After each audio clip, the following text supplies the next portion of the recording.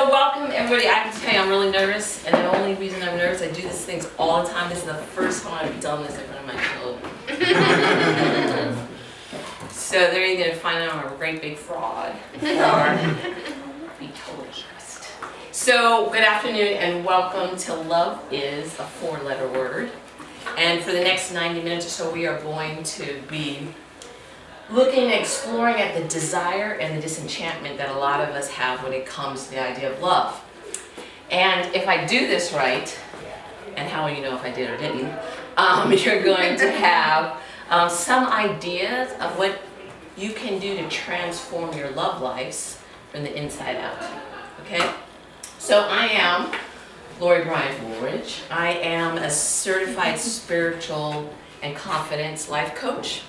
I am an author of several books, I think 8, and I'm working on my 9th. Come on down. Come on down, take a seat. Okay. I am a joyful flirt, and that's important for you to know this.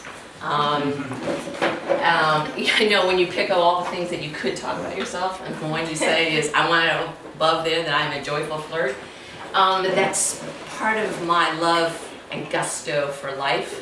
For people, for love. I'm an angel scribe, and I am a love connoisseur. So I want to explain to you the last 2 things because they're going to have a great impact on what we're going to be talking about today. So an angel scribe, I've always been a spiritual seeker. When my kids are little, if you guys remember in the car, I used to tell them, go into Austin World, go into Eva World. And what I was trying to get them to do is begin the inside of meditation and going inside. I don't know what the hell they were doing in those worlds, but I felt like I was doing my part. But I have always been in connection with the spiritual realm. And it's only been about the last 3 years or so that I realized that they were ready to talk to me in a way that I had not experienced before. So I scribe, and it started with me scribing messages for my clients. So before every client, I would prep with meditation, and I started receiving these messages that were personal to them, about them, guidance, messages of guidance and love and support. Angel messages are not predictive, like you go to a psychic, they're going to tell you you're going to get that job or that person or whatever. They are messages to help guide you through. Angels are messengers from God, and they're very much taking dictation, right? And if you've heard of automatic writing, everybody's, and as one of the things the angels told me at first was, this ain't special, it just is. I'm like, oh, well, I was feeling kind of like, all that. But no, it just is. And it's really about raising your frequency high enough, because we're all energy, and then lowering their frequency so that they can talk and commune with you. And so I start just writing what I hear. I don't read it, I don't stop, I don't change any words, I don't do any punctuation. It's not like when I'm writing my own book. And they tell me they're done when they say, so says the light. So, their messages I'm going to be infusing into our presentation today. So that's why you need to know that. Plus I thought it was kind of cool because, whatever. I'm an angel scribe. Then there's, I'm a love connoisseur, which all that means to you that as far as I can remember as a child, literally single-digit child, I have been enamored with and enticed by and curious about love. What is it? What about it? And so that has led me to try to explore it in all its many different forms, which led me to teach it, or to study it, so then I could begin to teach it and coach around it and just share what love really is, because it is the one thing that we all desire, but it's also the same thing that we understand the least, and in so many of us fear the most. So that's what we're going to be kind of looking through that today. So before we get started though, I need us to be on the same page. All right, so there are 3 baseline truths that I need you to go along for at least today, or at least an hour with me. Some of these truths with some of you are going to resonate like hell yeah, Some of them are going to be like, I heard about that, I think about it, whatever, maybe, okay, I'll just listen. And some of you are going to be like, is she talking about? And that's okay, because what the angels will tell you is that part of your journey of spirituality, of spiritual growth, of soul evolution, is to question, is to inquire, is to be curious, is to throw out and discard and revisit all of that, because you are in, it's not one truth, it's your truth. And what resonates with you today and forever, keep. What doesn't resonate, just walk away from it. It's okay, but I promise you, in like 3 years, you're gonna say, that's what she was talking about. And if it doesn't resonate with you at all, that's okay. Just be polite and listen. Because I am not trying to convince you of anything. I'm not trying to bring you to the light. I just want you to hear, because in order to find your truth, you have to have something to work with. Okay, so first baseline truth is you are a spiritual soul having a human experience. How many of you have heard that before? Mm-hmm. Right? Do we know what that means? Kind of.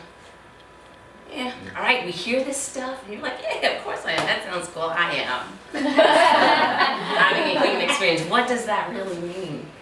That means that you, the divine intent is that you are here in this earthly classroom to find the lessons of your soul, to find the connection with the divine. And so you're here. The classroom is this earth. Your body is, like your pencil box. I mean, your soul is here in this body to do the work that you need to do to find it. We are that love knows no gender or form. Because we are soul energy, there is no gender, there is no form. If we're doing this right in the soul experience, we are connecting soul to soul. We are connecting energy to energy. We're not connecting body to body, gender to gender. We just need that so we can tell each other apart, okay, at this moment. When you raise your vibrations and you are living more of the soul experience instead of the human experience, you don't need bodies to tell people things apart. When I channel spirits, when I channel the angels, I know exactly who they are, because their personalities are contained within their energy. Okay? I'm freaking you guys out. All right, and third, you are the co-creator of all the love and relationships that you desire. What that means is the good ones, the bad ones, it's not ever anybody else's fault or your doing. You manifest every relationship, no matter what kind of relationship. You are part of the manifestation and creation of that relationship. Depending on what your relationship history is, that could be like good news, or it could be really bad news. Don't judge it at all, it just is. So the more you understand it, the good news is you have control, complete and entire control over the kind and the quality of the love and the relationships you bring into your world. So those are the baselines, we're good? Alright, so I told you I was a love connoisseur, I told you when I started. So when I was little, I did not like cartoons and I didn't like comics. I don't know, they just didn't do anything for me. But the two that resonated with me the most that I loved were the Love Is comics. I don't know, I feel like I'm in the way. Love Is, and every week I would go to the newspaper and I would clip them out and I would collect them in those old-fashioned like photo albums, what is it, acetate or whatever, and you put them in. They were like, love is, and they would tell you what it is. Love is never having to say you're sorry. Love is, clean the toilet. Love is whatever it is. But it was like, I couldn't wait for it. And then the only cartoon that I really liked, besides the Flintstones, was Pepe Le Pew. Do you know Pepe Le Pew at all? No. So he's this French skunk who was like totally in love with this cat who didn't want anything to do with him. But every episode was about his pursuit of this cat. It was his romantic antics, his romantic, ideas. Now I realize that he's a big fat stalker. Then I was just so enthralled by the idea of this romantic pursuit. And so why I tell you this story is to tell you how when it comes to love, we get connected to it through romance. We get connected to it by the relationship of love that is not what we're first introduced to, not what we first, or we just know is there, our parents, our families, our friends. That's love, but we don't even think about that really, because it's there. It's, duh, it's love. I'm here, they love me, I love them. It's love. So it's romantic love that captures our fancy. It's romantic love that keeps us wondering and wanting and in pursuit of. So our experiences then become our mentorships, our baseline truths, are ideas that we have about what love is. So we grow up thinking that everything about love has to do really with romantic love, right? Our questions, our curiosities, our enticements are about romantic love, right? Which is the least, most whatever love of them all. It's the one that screws us up the most, and it's like the least honest in the way of what love really is and how it functions in our life. So in all my coaching, I've come to realize that love is a 4-letter word, right? And anytime I ask clients or whatever, what's the first word that comes into your mind about love, they write it down, and so many of them were 4-letter words. And depending on their experience with love, the 4 words were positive or negative. So if they had a negative experience with love, and remember, well, we'll talk about that. Their experience where words were more like it's rare, it's a pain, love is lies, it's burned, it's mean, it's fake, it's solo, I'm always alone with it, it's lame, it's an exercise of taking, I get lost in it, it's a fail, it dies, I miss it, it's always over, it's lack. So the negative connotations, the negative vocabulary, the negative lexes that we connect to love is dependent on our experience. If you have a positive experience with love, your 4 words are going to be more about warmth and kindness. It's more of a team, it's pure, it's a gift, it's a high, it's epic, it's easy, it's a rush. Love is something that's open, it's caring, it's true, it's safe, it's about a unit, right? And in the middle, we have words that everybody recognizes, whether it's positive or negative, that love can be. It's a need, it's a goal. Love just is. Love is, it's not a 4-letter word, but is. It's a wish, it's work. It's a hurt, it can hurt, love can hurt. Something you hope for, love can be hard, love is a bond. Love generally revolves around a mate. So really quick, right now, I want you to take that card, and on one side of it, I want you just to write the first word that comes to your mind when you think of love. It doesn't have to be 4 letters. You don't have to hurt your brain like that. But the first word, I don't want you to think about it. See, you're thinking about it. I see like the light bulbs going off. Be your most truthful reaction. It's not going to be a study. It's just going to be, all right?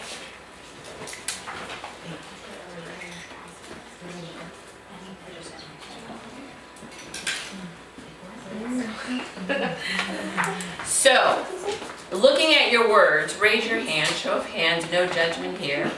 Whether your word falls on the negative side of love experience. Wow! Positive side? Excellent. Neutral? Okay. Nice. Honest. So, there is one 4-letter word that runs the thread through all negative and positive reactions. That no matter how amazing your love life has been, or how much you have hated your love life, we all run the same thread through it. Anybody know what it is? Any guesses? Work? Feel? Feel? Anybody else? Eroticism. Wow. Woo woo. Yeah. Well, no. It is fear. Fear is the one constant in everyone's love experience. If it is, your love experience has been positive, fear is there. It just doesn't run it, right? It's always there underneath.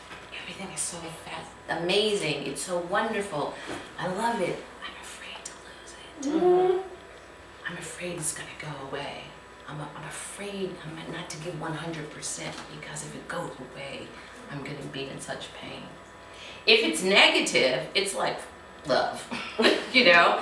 Fear is such that I'm not even going to allow myself to experience it, okay? I'm going to do everything in my power, most of the time subconsciously, to make sure that love does not find me, while at the same time, I'm wishing for it, I'm hoping for it, I'm wanting it. Fear. So here's what I want you to understand, the truth about fear and love. It is not love that you fear, right? You can't fear love because there's nothing to fear from it. Love will never harm you. Love is the most, let's angels, butterflies, Cupid. It is the best thing ever. It is the end. It is the beginning. It is why you are here in that soul experience. Remember, that's where we are today. Love runs everything. Love is the way. Love will never hurt you. What you're afraid of is not being loved. So it's really, really, really important that you make that distinction. Because if you are afraid of love because you're afraid of being hurt or afraid of not having love returned, then you throw love out the window in so many ways. Because remember, your human experience is running on romantic love, okay? Your soul experience, you gotta keep that understanding that love isn't what I'm afraid of. It's not being loved that I'm afraid of. And when you understand the distinction, then you can do the work that you need to do to get rid of the fear. Because you never want to get rid of the love. So, here's a new perspective, a game-changing perspective. 10 snaps of it and all that. Okay? You are not here to be loved. Raise your hand if that sounds or feels counterintuitive to everything that you have learned about love. Right? Some of you know it and you just never I love you. It feels counterintuitive because all our life we expect to be loved because it starts with your parents. Like I said, you don't think about your family love. You don't think about the love of your friends, your dogs, all that's love. We expect it. So we think, damn it, I'm here to be loved. And when you are here to be loved, and if everything else isn't in check, i.e. your self-love, this is a pursuit of somebody else constantly affirming to you that you are worthy, that you are deserving, you are able, you are ready, you are all that, and a bag of chips, and you are lovable. And that's why we're afraid of love so much, afraid of not getting love. I put myself out there to be loved, and nobody shows up. What happens? So, the new perspective is that you are here to share love. But the angels and divine, and we're going to see here in a minute, is that you are here to share love. So you're asking yourself, well, sharing is give and take.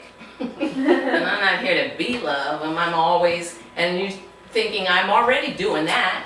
Seems like in all my relationships, I'm always the one doing the sharing. Where's the being? So what you have to understand is when you are here to share love, when you recognize that it is your job, your work, your lesson as a soul to come down to this earth to share love. Because guess what? When each of us share love, then everybody's sharing love and the world's not fighting and all the stupid crap that's going on. Right? So if you know that this is your job, then all of a sudden it's not a concern about am I lovable? It's not a concern about am I worthy to receive love? It's not a concern about, is everything right with me so that somebody else will think that I'm lovable? No, you're just out there to give. You're just out there saying, I see you. You are visible to me. I love you. I want to share my joy, my happiness, all that good stuff. And here's the thing. Because of the universal law of attraction, which I'm sure you've all heard of at least, which in the law of attraction, which works just like gravity, it's there working every minute of every day, whether you like it or not.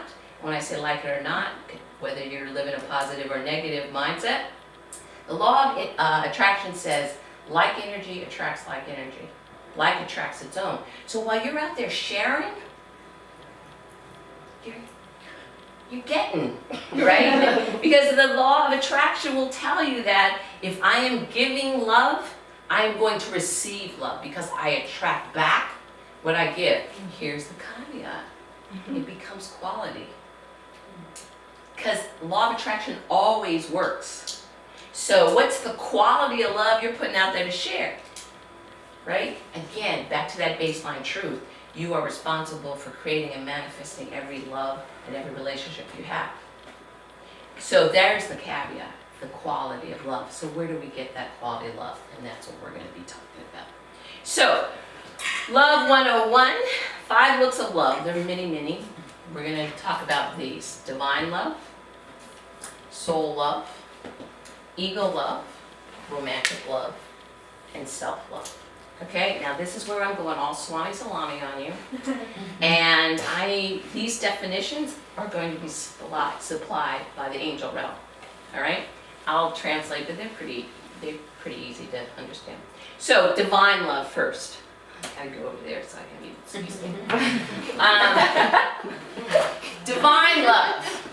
Love is God. The purpose of each soul in this human experience is to find divine love within. How do you find divine love within? Well, the love for the divine is the same as the love for self. So divine and self-love are one and the same, so says the light. So what they're telling you is divine love, soul love, self-love, it's just like a chip off the old block. So in this soul experience, the part of the divine is the part that's when you're bringing to the earthly classroom, okay? One and the same. If you love yourself, you love the divine. If you love the divine, you love yourself. One and the same. Soul love is driven by fullness, being already complete, knowing you are just fabulous as you are. The soul search is not to find love. What's soul search? To share love. To share love. Love is the energy that connects soul to soul. So in this baseline truth that we are soul experience, soul love is how we connect to each other. Soul love is what we recognize in each other, not the body, not the gender, not the form, but the soul love, the energy. So you've heard namaste. How many of you do yoga and heard namaste? Do you know what namaste means? No, see, you just doing namaste. Like, yeah, namaste to you, namaste to you, namaste in bed. Honest for you? No, namaste I means acknowledge the God. the God in me Yeah. acknowledges the God in you. That's the remain. Okay? So, people, think, inquire, question. Don't just we take so much of the important things that are our truth verbatim, because some of them, now that sounds cool, namaste in bed, namaste at home, but understand what you're saying. The truth, the God in me, the divine in me, recognizes and honors the divine in you. That's soul love. That's connecting soul to soul. Ego love. This is where, in the human experience, this is the love that we operate under. Ego love is in search for love from the outside. Ego love says, I want to be loved. Ego love is an outward journey. It is the journey of the human experience. Ego love is concerned about being loved by another. It is rooted in contrast. The contrast of lack and fullness. I feel lack within. I don't feel complete. I feel like something's missing, so I'm going to you to give me that fullness. I'm going to put it on your job to make me happy, to complete me. That's ego love. Okay? Okay? Romantic love and ego love go hand in hand, because romantic love is the love of gestures. Romantic love is rooted in the hope that someone else finds you lovable. Romantic love touches you in the places of lack because every gesture deemed part of the romantic love is an expression of what you define as, I am worthy, I am deserving. So again, these are all messages scribed from the heavens, okay? So self-love is divine love, like we talked about. It is complete and it is self-contained. It does not need to go to anyone else to find completion, to find fullness. So therefore, it is perfectly happy and able to share. So do not seek love to feel complete. Love from without will never leave you fulfilled. Your soul seeks self-love, not external love. Find one and the other will appear. Why does your soul seek self-love?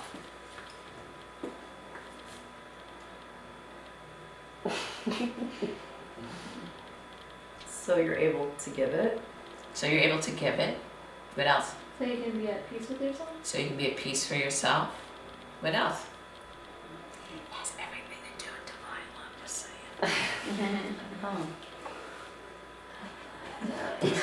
saying. So your journey, right? Your soul's journey here is to find the self-love that reconnects you with divine love.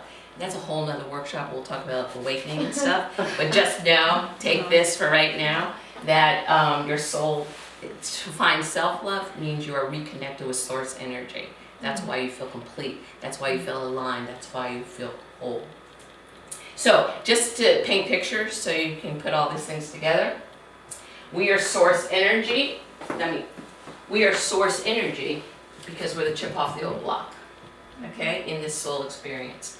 So here we communicate through soul love. We connect, we share soul love with each other. And that is all that the soul experience is supposed to be. And when you think about it, the angels will tell you that your experience here is supposed to be heaven on earth. Your experience here is supposed to be joy, abundance, and love. And we screw it up all the time. Because we don't connect the dots, we don't get it. So if this is nothing but pure love, and your soul is nothing but pure love, and you share pure love, soul to soul, not worrying about gender and form, not worrying about that, then your spiritual soul experience in this human classroom is one of joy, abundance, and love. Everything that you want is here. But so live this human love experience, right? Where it's ego love, because remember, your soul doesn't come here finding complete. When we talk about soul awakening, that's what we're called. You recognize your soul, recognizes its need, it's on its journey to find self-love, to find divine love. We're operating on ego love. We're trying to find completion, because we don't feel completion, and we think it's from the outside. And so we combine that ego love, that ego need, with the gestures of romantic love. This is your human experience. How's that working out for you? This is your spirit.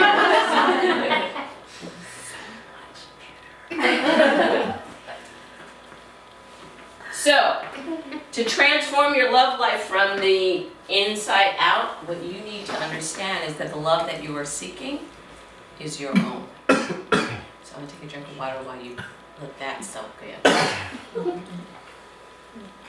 So the one four-letter word that we often least associate with love is what? Love? No. One four-letter word we least associate with love. There are no wrong answers. We have a right answer. Self. When you hear, you guys are so funny, like, when we think of love, when we think of being in love, when we think of having love, experiencing love, we aren't like running the merry-go-round. I mean, some of you are, but that's a little weird. We are thinking, we think of external love always. We want that experience of love when we're thinking about dreaming and fantasizing, all that.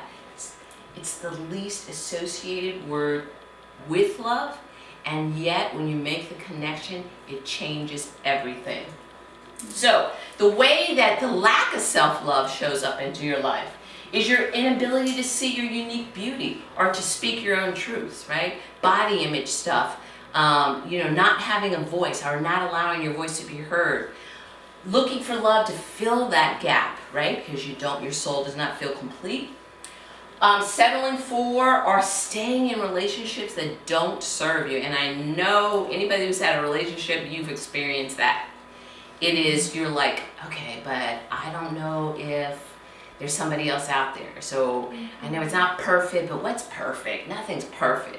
When your soul is saying, I'm not happy. When your soul, but you're ignoring it, right? Because why? It's ego love. It's romantic love. You're not listening to the soul love. Not knowing or allowing the authentic you to show up so many times, feeling that you're not good enough, you're not right enough, you're not okay, so I will be whatever you need me to be so that you love me. People pleasing, self-doubt, all those kind of things are the way the lack of self-love shows up. Self-sabotage. Like when you could be in a really great relationship and either you or somebody else do stupid things to screw it up? That's because you're afraid of love. That's afraid of the vulnerability, the intimacy, the commitment. I'm not worthy of something this good. Poor choices that you make, whether it's lifestyle, health, sex, whatever, those are all indications that your self-love is not on point. Self-love is many things, including being open and honest about yourself to yourself. That means, you recognize that you are flawed, or as I like to say, you are flawsome, right? You are not perfect, but that's okay because that's your journey. Not for perfection, but for understanding, for self-understanding. So, but you have to be honest with yourself. The flaws, the strengths, the weaknesses. You have to judge yourself but yet not be judgmental of yourself. Not penalizing yourself for what you see as your perceived flaws. Accepting, respecting, and appreciating yourself. We do so little of that about ourselves. Self-love is unconditional. It's kind and it's affectionate towards yourself. Think about the scripts that run through your head on a daily. Body image, intelligence, personality, all those things that you're saying to yourself. I call them the terrible twos. I'm too this, I'm too that, I'm too that, right? Self-love says, you know what, stop that. You know what, you're too, you might be too this, but you're also a whole lot of that, okay? Knowing your worth and honoring your feelings, desires, and values, not allowing others to step on what you believe is your truth, what you believe that you value in order to keep them in your lives, showing yourself compassion and taking your happiness into equal consideration. Yeah, compromise is important in any relationship, but when you're always doing the compromising, that's because you're not loving yourself enough. Self-love is not needing to compete or be better than others. And a lot of people masks the lack of love with that bravado. It's like I am the best, the brightest, the most whatever, and screw you if you can't see that. Mm-hmm. That is just as much as a wall as the one you put up and say, I'm not enough, so I'm not coming out. Being selfish or vain, being judgmental of yourself or others, it's conditional on outcomes. If I lose 20 pounds, then I'm going to be perfect, and then, I love myself. No. Needing validation from others, needing to defend yourself so often. When you love yourself, when you know your values, you know your truth, you don't have to defend it. Because self-love says, I know I'm okay, so that must mean that you're okay. And we can disagree. I don't need to defend how I feel about this. And, or your desires. So, the baselines of emotion of self-love are joy, self-esteem, and love. And I want to make these distinctions very clear, okay? Joy, not happiness. Anybody know the difference? I feel like joy is not dependent on circumstances. Thank you. Yes, exactly. Joy is foundational. Joy is the bottom. Joy never dissipates. Joy is that baseline view that you have of yourself in the world. Happiness is conditional. For instance, if you love ice cream, you can have that ice cream cone, and every lick you take, you are in hog happiness heaven. Okay, and it's like, yes, freaking my diet, boom, boom, and 20 minutes later, the lactose intolerance kicks in, and now you're not so happy with that ice cream cone. But the joy of having experienced that ice cream cone is still there. So happiness is circumstantial, just like confidence. So the baseline of self-love is not confidence, it's self-esteem.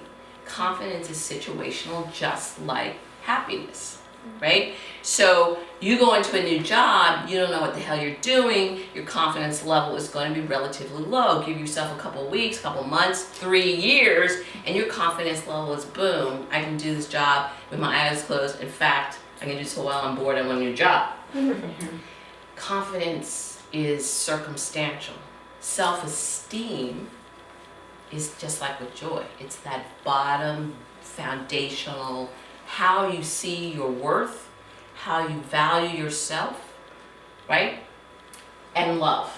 We want to make sure we're kicking on all cylinders with divine love and soul love, not ego love or romantic love.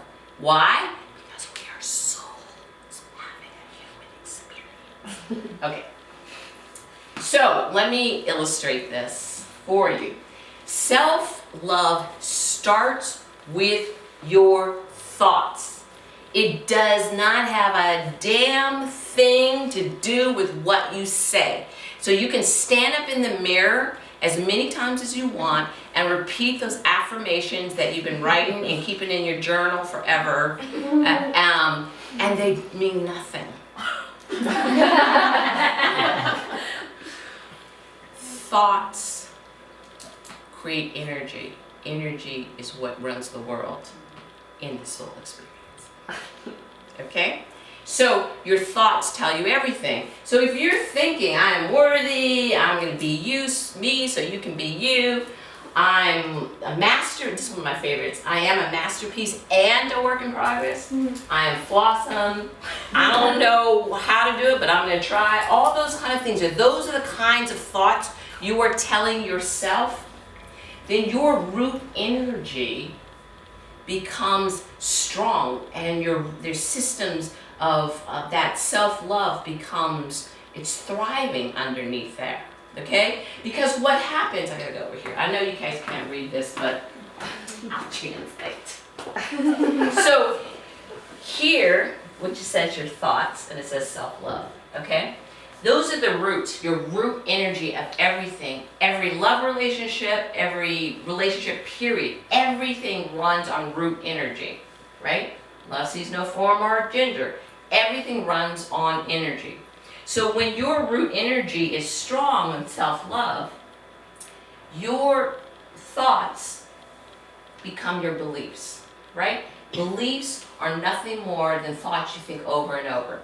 So every time you're saying, I'm too fat, I'm too fat, I'm too fat, I'm too fat, those are thoughts you keep thinking until you believe that you are. Okay, enough about me. Okay, so what you have to understand is that your thoughts create your beliefs. It is your beliefs that are the backbone of your self-esteem. Okay? So your self-esteem is the roots that are, the trunk that are holding you up. Okay? So then, your beliefs become your perceptions of how you see the world. If I see myself as I'm flawsome, I have flaws, but I'm working on all cylinders, I am improving it every day, I am source energy, blah, blah, blah. All those things you are telling yourself that you believe to be true, that it's building your self-esteem up, that truth of it, not confidence that's circumstantial, but you know in your bones that you are love and you are doing the damn thing. Those perceptions then run your actions and your behaviors. So how you perceive it all is going to, how you show up in the world. And that becomes your reality. And in a high self-esteem, your reality is one of completion. It is one of joy. It is one of, I am doing the damn thing. It is colorful and it's bright and it's full. It is the joy and the love and the abundance that we are here to experience on this heaven on earth. This is what we're supposed to do it now. Okay? So this becomes our life. This becomes who we are. This becomes our world and all the loving, amazing things in it. On the other hand, if the root thoughts are ones that you're not worthy, I'm not good enough, what do people think about me, what's wrong with me, I can't do this, I must deserve this because, it's my karma, whatever those thoughts that you think, and these are just certain examples. If this becomes your root energy, then as you go through your life, your beliefs now are, you're sitting, I can't see it, it's blurry. Your beliefs are functioning on a low self-esteem, right? And you're not thriving, right? You're constantly trying to make people embrace that ego love and find that ego, other people to build you up, to make you strong, to love you in a way that you feel complete, which you never will. Your perceptions then drive your actions. And so your reality is one of lack and happiness, momentary bouts of happiness, but not that overriding, joyful existence. And so your life becomes one that is a lot less full, a lot less flourishing. It becomes one of instead of thriving, you're surviving, right? Are we getting this? I'm feeling a little bit blank, okay. Because that's the other thing, I don't have my glasses on, so I can't really see your expression. So the self-love bottom line is changing your thoughts changes everything. Okay? You've got to change your thoughts because it's the thoughts that create the energy. The words you verbalize mean nothing. Right? What you say, how many times, and you know it, you're saying one thing and you're thinking another. What you're manifesting, and we can do a whole lesson on creating manifesting, that is what's being manifested is not your words, it's your thoughts. So 5 things that you can do right now, and this is going to close this out. Be the soul that you are, not that lacking little human being. Okay? Understand who you are at a soul level and let that drive this experience that you are here, okay? Change your thoughts. Before you go about changing your actions, you've got to change the root energy, which is your thoughts, all right? Fall in love with you. We're so worried about falling in love with somebody else. We're not even worried about that. What are we worried about? Not being loved. Not being loved. We're not worrying about falling in love with somebody else. We're worrying about somebody else falling in love with us. So all our actions, all our thoughts, everything is around that. Instead of falling in love with you, because we know like energy attracts like energy. We know that if you do that and you operate on a soul level of love, love is all around you because you're finding it in every single place that you stand. Be love so that you can share love. And fall in love as often as you can. And people are always like, it's not hoeing around. It is falling in love as often as you can. We think about falling in love as forever and ever. The experiment you want to run with yourself is to fall in love as many times as you can in this day, in this week. Because falling in love is nothing more than I see you. I honor you. It's gifting someone with love every day without even having to open your mouth. It is sharing the energy because that's what we are, energy, not things. So fall in love as often as you can. Why is that important? Because it's reciprocal. It's what? It can be reciprocal. Exactly. It is it's magnetic. What you put out, you get back. The more that you are falling in love and sharing love, the more you are getting back. And the romantic love that you crave, it's gonna come, but it's gonna come in a level and a, what's the word I want, a quality that is now reciprocal to the love and the quality you're giving, right? If you are more concerned with falling in love with yourself, you will be surprised how quickly the reciprocal love comes. But you always want to start with you, okay? So, that is the end of my all talk, no listen. Part of it.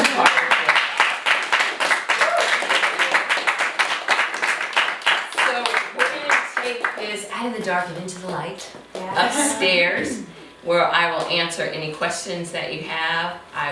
We'll talk. I have some worksheets and things you do, but this is what I want you to do. And guess what? Now I need to have a drink. This is what you're gonna do in this space. I have a little exercise for you. One, I want you to give, oh my God, I forgot this.